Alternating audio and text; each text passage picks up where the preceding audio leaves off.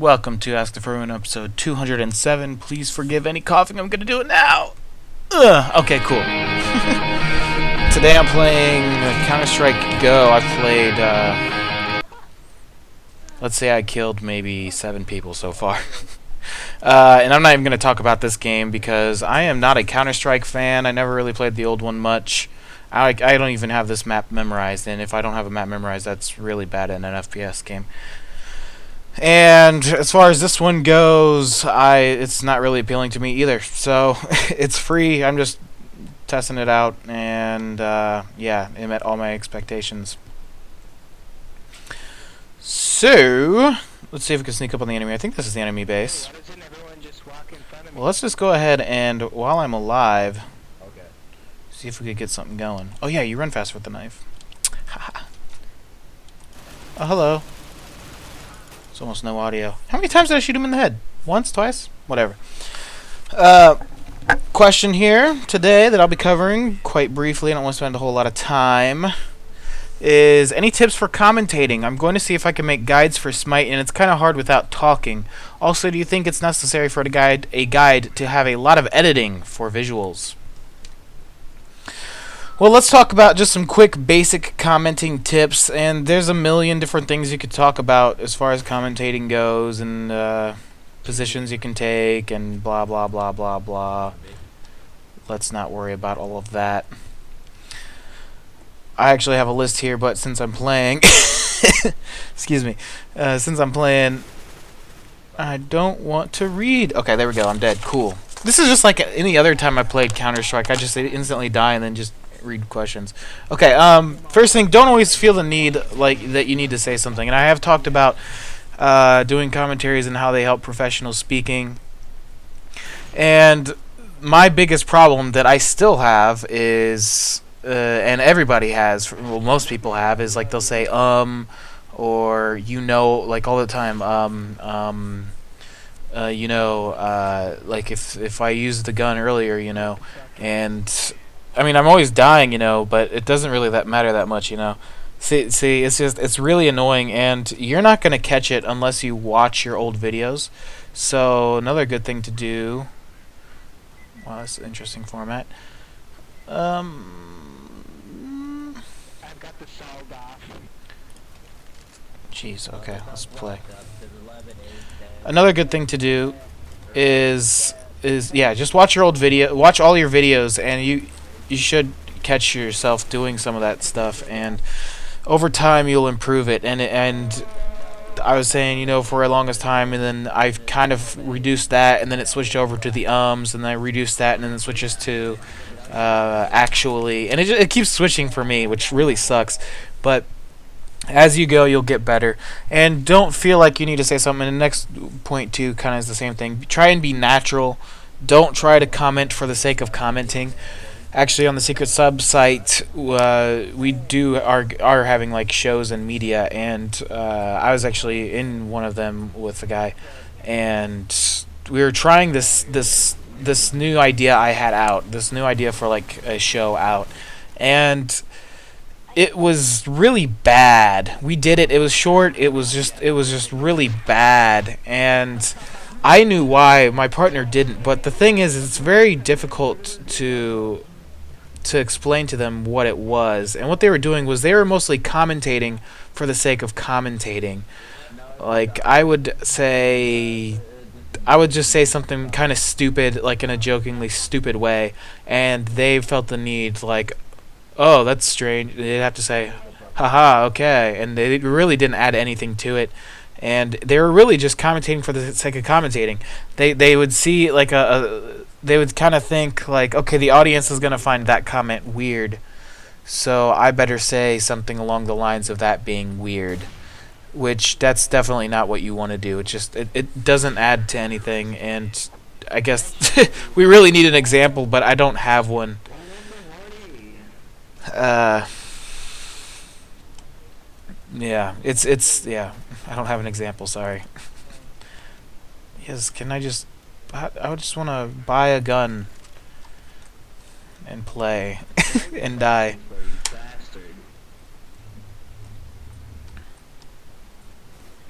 Okay, I almost said there. And it's not necessary. There's plenty of blank space, and you're gonna feel like you're not talking as much as you should at times in a game like this where I'm commenting on my live play. I just took a really long pause there, and I'm sure that you taking that pause, it would freak you out subconsciously. So just be aware that you don't need to talk all the time. And it's okay. The audience is cool with silence, believe it or not. And back to the audience, know who your target audience is and the knowledge of your content. And so let's say if you are doing guides, how much do they understand? Now, the guides I usually do are of low level basic play. They're not guides that high level advanced players are going to look at. They're guides that new players are going to look at. So I go and I explain everything. If you watch any of my guides, Super Monday Night Combat is a good example. I start out with each of the pros. I talk about, or Battlefield Heroes, I talk about all of their skills, all of their abilities. And just the basics of what they do. And then as soon as I knock all of that out, then I start talking about how you can utilize the abilities with each other, how the abilities work in different situations. Yeah, free gun. If I reload this pistol, that's my only ranged weapon. Oh boy, planted bomb. I prefer SOCOM over this Counter-Strike stuff for tactical play. So do you need to explain that? And Guild Wars 2 came out, and I was watching guides on that, commentary guides of players, and I couldn't understand half the stuff they were saying. And this was like for basic level play, low level play. And they're just talking about, oh, just kite the enemy and the DPS stat and the DGG, and I don't have a clue on any of the terminology they're using. Or they'd also say stuff like, eviscerate works just like the skill, like the hunter skill platinum from World of Warcraft. And I'm just sitting there like, I've never played World of Warcraft. How the heck that means absolutely nothing to me.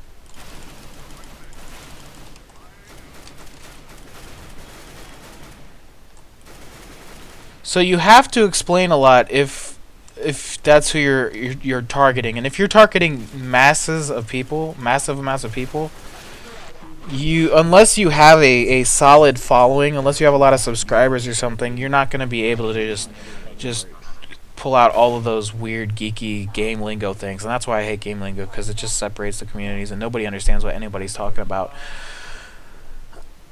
Okay.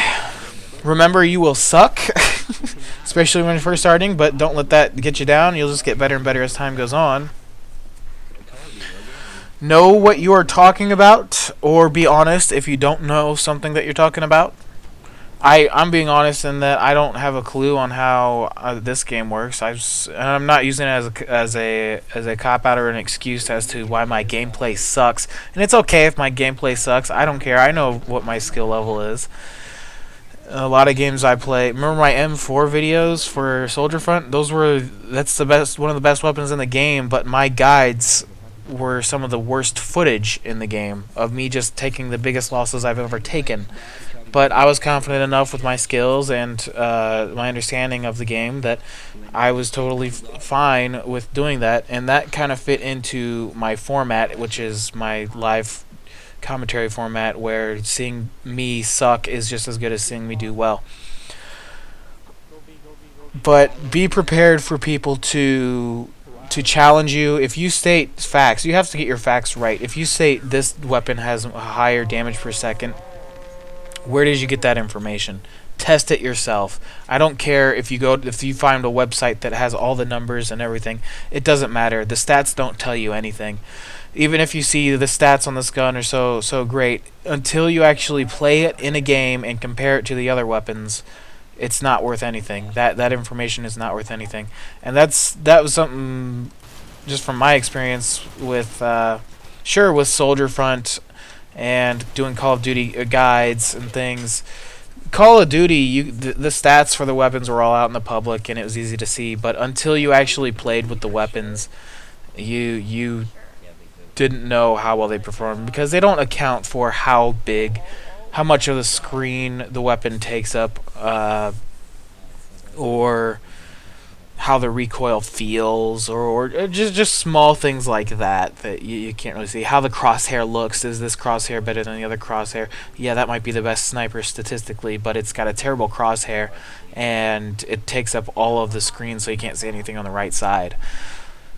So just, you have to think about and incorporate as much as you can into everything. Be prepared for people to challenge you or post contradictory information.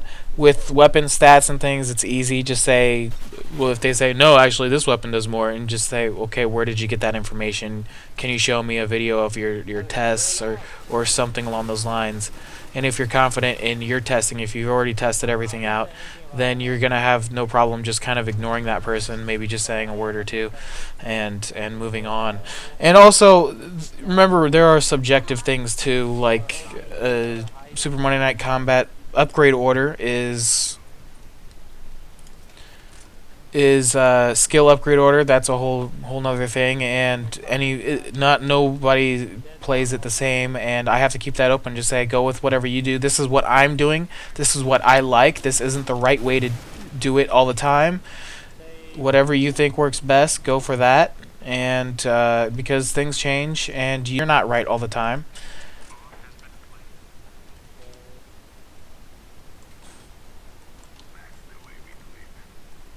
And I've, even in my Distraction Assassin guide, I posted a skill upgrade order, which I think is very solid. That's basically the way you have to do it.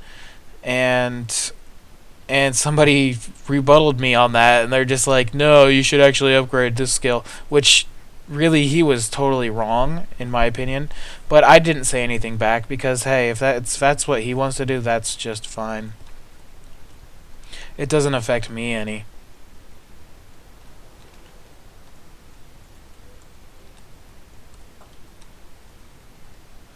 Oh, jeez. Oh, I didn't even know the bomb was planted. Whatever. Also, experiment with different formats. I know there's a lot of different formats. I know you said editing, but which we'll get to here in a sec. Let's use that P90.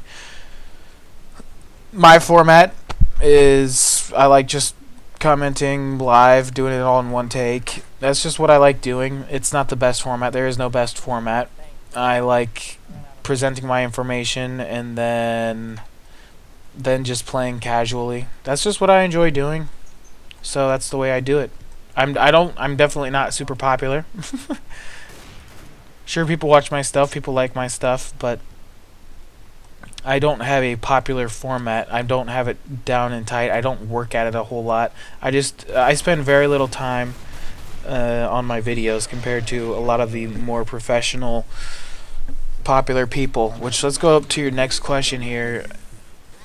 Oh my god. Do you think it's necessary for a guy to have lots of editing for visuals? If you want it to be popular, yes.